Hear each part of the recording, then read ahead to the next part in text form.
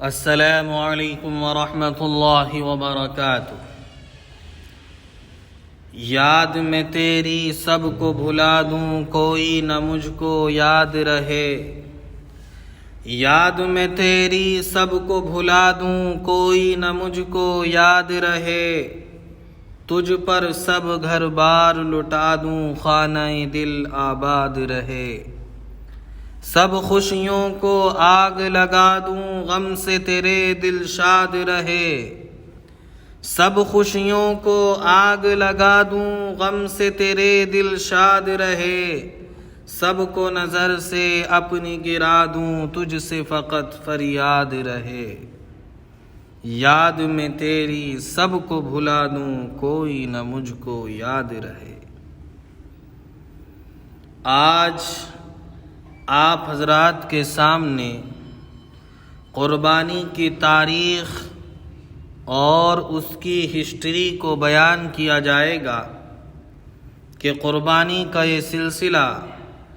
کب سے چلا آ رہا ہے اور کس قربانی کو اللہ نے زیادہ عزت عطا فرمائی ہے۔ دعا کریں کہ اللہ تعالیٰ کہنے سننے سے زیادہ عمل کی توفیق عطا فرمائے۔ جب ہم اسلامی تاریخ کا مطالعہ کرتے ہیں، اسلامی ذخائر کو پڑھتے ہیں، ذخیرہ احادیث پر نظر ڈالتے ہیں، تو ہمیں معلوم ہوتا ہے اسلام کی ابتدا بھی قربانی سے ہے، اسلام کی شروعات بھی قربانی سے ہے، اسلام کی انتہا بھی قربانی سے ہے۔ اسلامی سال کا پہلا مہینہ محرم الحرام، جس میں نواسہ رسول، جگر گوشہ رسول سیدنا حسین رضی اللہ تعالی عنہ کی قربانی کا ذکر خیر موجود ہے۔ اسلامی سال کی انتہا ذوالحج کے مہینے پر ہوتی ہے، جس میں سیدنا ابراہیم علیہ السلام کے صاحبزادہ محترم حضرت اسماعیل کی لازوال و بے مثال قربانی کا تذکرہ ہے۔ تو معلوم ہوا کہ اسلام کی ابتدا بھی قربانی سے ہے، اسلام کی انتہا بھی قربانی سے ہے۔ شریعت مطہرہ میں جو اعمال دین اسلام کی علامت اور پہچان بتائے جاتے ہیں، ان کو شعائر کہا جاتا ہے۔ وہ شعائر متعدد ہیں، مختلف ہیں، الگ الگ ہیں۔ انہی میں سے ایک قربانی بھی ہے۔ قربانی بھی دین اسلام کا شعائر اور اسلام کی پہچان ہے۔ یہ قربانی ملت ابراہیم کی بقایا جات میں سے ہے۔ دین اسلام میں بہت سے اعمال ایسے ہیں جو شریعت ابراہیمی میں پائے جاتے تھے، شریعت ابراہیمی میں رائج تھے، شریعت ابراہیمی میں ان کا چلن تھا، اور اب بعینی ہی شریعت محمدی صلی اللہ علیہ وسلم میں بھی ان کا ذکر ملتا ہے۔ یعنی بغیر کسی تبدیلی کے، بغیر کسی رد و بدل کے بہت سی چیزیں ایسی ہیں جو حضرت ابراہیم کی شریعت ان کے زمانے میں پائی جاتی تھی، اور اسلام کے اندر یعنی حضور اکرم صلی اللہ علیہ وسلم کی امت کے اندر بھی ان کا عمل موجود ہے۔ قربانی کے معنی قربانی قرب سے بنا ہے۔ اس کے معنی آتے ہیں کسی کے نزدیک ہونا، کسی کی نزدیکی حاصل کرنا، کسی کے قریب ہونا۔ یہ قربانی کے لغوی معنی ہے، اور شریعت کی اصطلاح میں قربانی کہتے ہیں کہ سال کے مخصوص دنوں میں، یعنی ایام حج میں، حج کے مہینے میں، قربانی کے دنوں میں بسم اللہ اللہ اکبر کہہ کر اپنے جانور کو اللہ کی راہ میں نچھاور کرنا قربانی کہلاتا ہے۔ قربانی کوئی نئی چیز نہیں ہے، قربانی صرف اسی شریعت کے اندر نہیں پائی جاتی، بلکہ اگر ہم غور کریں تو ہمیں معلوم ہوگا کہ اپنے محبوب کو خوش کرنے کے لیے، جس سے محبت ہو اسے خوش کرنے کے لیے، جس سے لگاؤ ہو اسے خوش کرنے کے لیے، جس سے عشق ہو اسے خوش کرنے کے لیے اپنے خون کو قربان کرنا، یہ طریقہ قدیم زمانے سے چلا آ رہا ہے، جو عشق کرنے والوں کے درمیان، محبت کرنے والوں کے درمیان، عشاق کے درمیان رائج ہے۔ اپنے خون کے ذریعے اپنے محبوب کے نام خط لکھنا، اپنے محبوب کو منانے کے لیے اپنے خون کو کسی برتن میں کر کے اپنے محبوب کے قدموں پر نچھاور کرنا اور بہانا، یہ طریقہ پرانے زمانے سے چلا آ رہا ہے۔ اسی طرح جانوروں کو محبوب کے عشق کی خاطر قربان کرنا بہت مشہور و معروف تھا۔ دین یہودیت میں اللہ کو راضی کرنے کے لیے جانوروں کو قربان کیا جاتا تھا۔ اسی طرح نبی کریم صلی اللہ علیہ وسلم کے دنیا میں آنے سے پہلے، آپ کی تشریف آوری سے پہلے زمانے جاہلیت میں کبھی اللہ کو راضی کرنے کے لیے، کبھی معبودان باطلہ کو خوش کرنے کے لیے جانوروں کو قربان کیا جاتا تھا۔ کبھی جانور کا مالک جانور کو غیر اللہ کے نام پر چھوڑ دیتا، اس کا کوئی کام کاج نہیں ہوتا، اس سے کوئی کام کاج نہ لیا جاتا، اس طرح بھی جانور کو قربان کیا جاتا تھا۔ کبھی جانور کو قبر کے پاس باندھ دیا جاتا اور جانور بھوک اور پیاس کی وجہ سے تڑپ تڑپ کر مر جاتا، اس طرح بھی جانور کو قربان کیا جاتا تھا۔ کبھی جانور کی دم پر کپڑا لپیٹ دیا جاتا، پھر اس میں آگ لگا دی جاتی، اس طرح بھی جانور کو قربان کیا جاتا تھا۔ کبھی جانور کو زندہ جلا دیا جاتا، اس کی کھال کو درخت پر لٹکا دیا جاتا، اس طرح بھی جانور کو قربان کیا جاتا تھا۔ کبھی مادہ جانور جب پہلا بچہ جنتی، اس کو غیر اللہ کے نام پر ذبح کر دیا جاتا، جس کو فرع کہا جاتا تھا، اس طرح بھی جانور کو قربان کیا جاتا تھا۔ رجب کے پہلے عشرے میں، رجب کے مہینے کے پہلے 10 دن میں مخصوص طریقے سے جانور کو قربان کیا جاتا، جس کو عتیرہ کہا جاتا تھا، اس طرح بھی جانور کو قربان کیا جاتا۔ کبھی بارش نہیں ہوتی تو بارش کی وجہ سے جانور کو ذبح کیا جاتا، اس طرح بھی جانور کو قربان کیا جاتا تھا۔ کبھی مقابلے کے طور پر، فخر و غرور کے طور پر، ایک دوسرے کو نیچا دکھانے کے لیے جانوروں کو ذبح کیا جاتا۔ اس کا طریقہ یہ ہوتا تھا کہ آپس میں 2 مالدار آدمی اپنے آپ کو بڑا ظاہر کرنے کے لیے ایک میدان میں جمع ہو جاتے، اونٹوں کو ذبح کیا جاتا، جانوروں کو قربان کیا جاتا، اور وہ بڑا آدمی سمجھا جاتا تھا جو زیادہ جانور قربان کرتا، اور جو کم جانور قربان کرتا وہ کمزور سمجھا جاتا تھا۔ اسی طرح جب کسی کمزور قبیلے پر کوئی طاقتور قبیلہ حملہ کرتا تو کمزور قبیلے طاقتور قبیلے سے مقابلہ نہ کر سکتے تو مدد حاصل کرنے کے لیے طاقتور قبیلے کے دروازوں کے سامنے جانوروں کو ذبح کیا جاتا، جو اس بات کی پہچان اور علامت ہوتی کہ ہم کمزور ہیں، آپ طاقتور ہیں، آپ ہماری مدد کریں۔ جس کے دروازے کے سامنے جانور کو ذبح کیا جاتا، وہ ذبح کرنے والوں کی ہر طرح مدد کیا کرتا تھا۔ خلاصہ یہ ہے کہ کبھی اپنے محبوب کو خوش کرنے کے لیے جانور کو ذبح کیا جاتا۔ دین یہودیت میں اللہ کو راضی کرنے کے لیے جانور کو ذبح کیا جاتا۔ نبی کریم صلی اللہ علیہ وسلم کی تشریف آوری سے پہلے زمانے جاہلیت میں کبھی اللہ کو خوش کرنے کے لیے، کبھی غیر اللہ کے نام پر جانور کو ذبح کیا جاتا، کبھی جانور کو یوں ہی بغیر کسی کام کاج کے چھوڑ دیا جاتا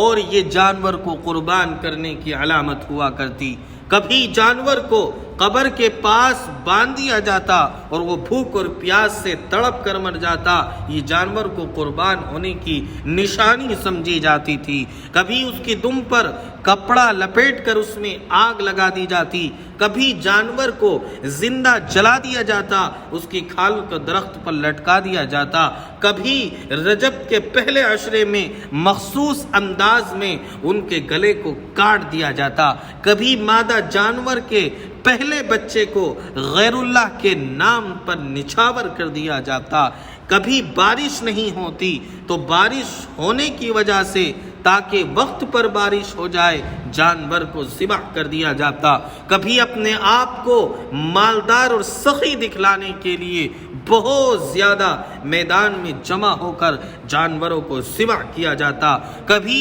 دوسروں کی مدد حاصل کرنے کے لیے جانور کو ذبح کر دیا جاتا، اس طرح جانور کو قربان کیا جاتا تھا، اور کبھی اپنے خون سے محبوب کے نام خط لکھا جاتا، اور آج بھی عشق کرنے والے کبھی اپنے خون سے کسی کا نام لکھتے ہیں، کبھی اپنے خون کو کسی کے نام پر نچھاور کرتے اور بہاتے ہیں، اس طرح آج بھی خون کو قربان کیا جاتا ہے، اور اس زمانے میں بھی خون کو قربان کیا جاتا تھا۔ خلاصہ یہ ہے کہ خالق ارض و سما نے قوموں کے مزاج اور ان کی طبیعتوں میں قربانی کا مادہ شروع سے ودیعت رکھا ہے۔ یہی وجہ ہے کہ ہر مذہب، ہر معاشرے میں قربانی دی جاتی رہی ہے، اور قربانی کا یہ سلسلہ پہلے زمانے سے چلا آ رہا ہے۔ اگر ہم غور کریں تو ہمیں معلوم ہوگا کہ قربانی کا یہ سلسلہ حضرت آدم علیہ السلام کے زمانے ہی سے شروع ہو جاتا ہے۔ سب سے پہلے حضرت آدم علیہ السلام کے دو صاحبزادوں نے قربانی پیش کی، جس کا خلاصہ یہ ہے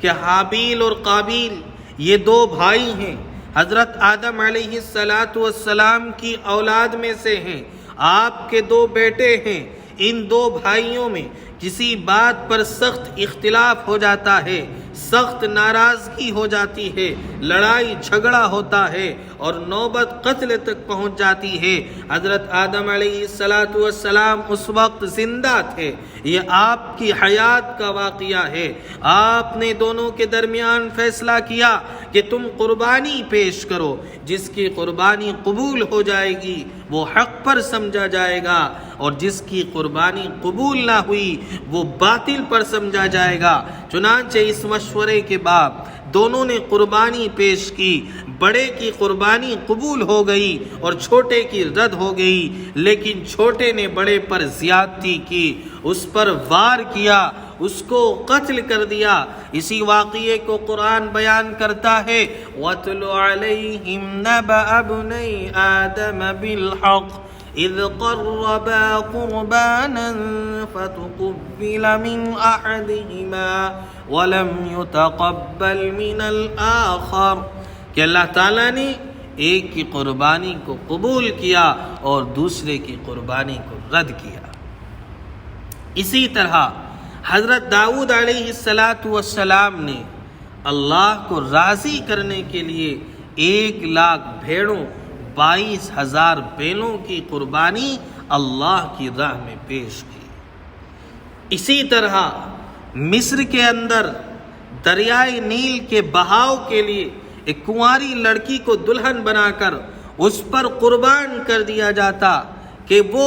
پانی نہیں دیتا تھا، اس کے پانی کو جاری کرنے کے لیے ایک دوشیزہ کنواری لڑکی کو دلہن بنایا جاتا اور دریا کے اندر ڈال دیا جاتا، دریا کی بھیٹ چڑھا دیا جاتا، اس پر نچھاور کر دیا جاتا، اس طرح ایک عورت کو قربان کر دیا جاتا تھا۔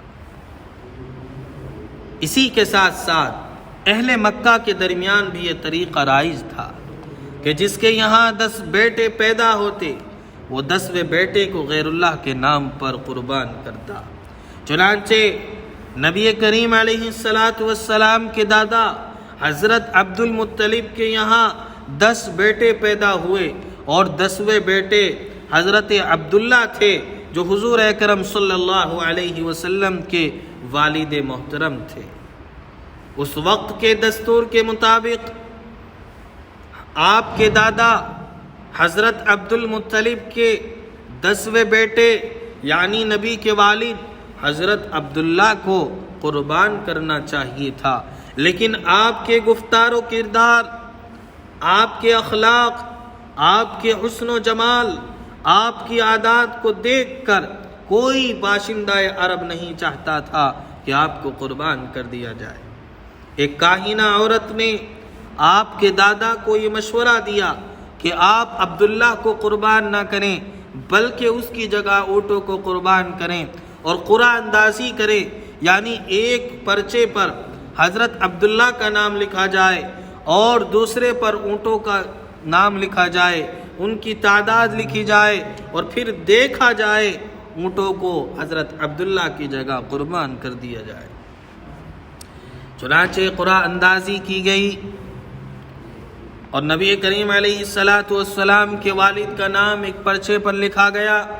دوسرے پر 10 اونٹوں کی تعداد لکھی گئی، لیکن ہر مرتبہ رقعہ اندازی میں، قرعہ اندازی میں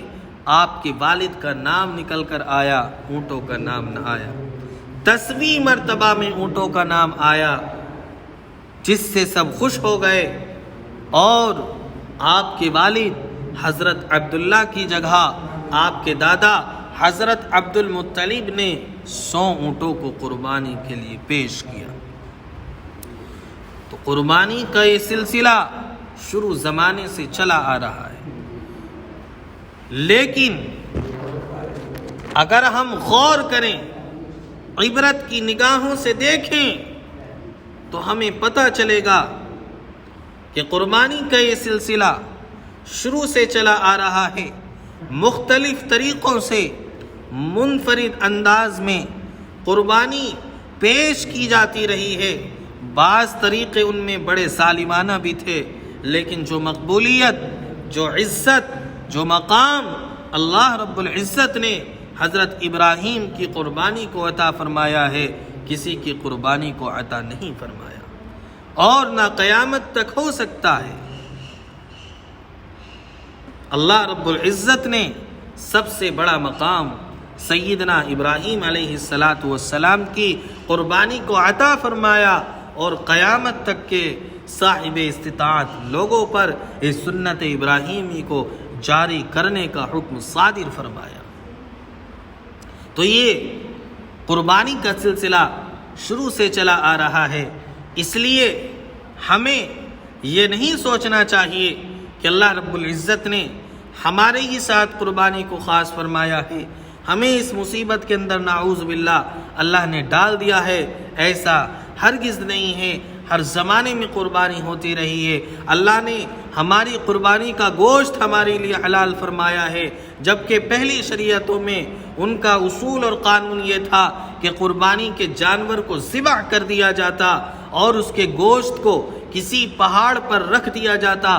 آسمان سے ایک آگ آتی اور اس کو جلا دیتی، یعنی گوشت کھانے کی اجازت نہیں تھی، اس سے نفع حاصل کرنے کی اجازت نہیں تھی، اسے اپنے کام میں لانے کی اجازت نہیں تھی، وہ خالصتاً سب کچھ اللہ ہی کے نام پر نچھاور کر دیا جاتا تھا۔ لیکن اللہ کا کتنا کرم ہے کہ ہم جانور کو بسم اللہ اللہ اکبر کہہ کر ذبح کرتے ہیں اور اس کی تمام چیزوں سے فائدہ اٹھاتے ہیں، اس کے گوشت کو نہ صرف خود استعمال کرتے ہیں بلکہ دوسروں کو بھی استعمال کراتے ہیں، اور استعمال کرنا یہ باعث سعادت سمجھا جاتا ہے، یہ اللہ کا کرم ہے۔ اسی کو قرآن کہتا ہے لن ينال الله لحومها ولا دماؤها ولكن يناله التقوى منكم۔ اللہ رب العزت کے پاس نہ قربانی کا گوشت پہنچتا ہے، نہ ان کا خون پہنچتا ہے، نہ ان کی ہڈیاں پہنچتی ہیں، نہ ان کا چمڑا پہنچتا ہے۔ اللہ کے پاس تو دل کا ارادہ پہنچتا ہے، دل کی نیت پہنچتی ہے، دل کا اخلاص پہنچتا ہے کہ میرے بندے نے کس جذبے سے میری راہ کے اندر جانور قربان کیا ہے۔ اس لیے اچھی نیت کے ساتھ، اچھے جذبے کے ساتھ گوشت کھانے کی نیت نہ ہو، اپنے آپ کو مالدار بتانا مقصود نہ ہو، خالصتاً اللہ کی رضا کے لیے ہمیں قربانی کرنی چاہیے۔ زیادہ سے زیادہ غور سے سنیں اور آگے پہنچانے کی کوشش کریں۔ دعا کریں کہ اللہ تعالی ہم سب کو صحیح طور پر قربانی کرنے کی توفیق عطا فرمائے اور ہم سب کی قربانی کو قبول فرمائے۔ وآخر دعوانا ان الحمد للہ رب العالمین۔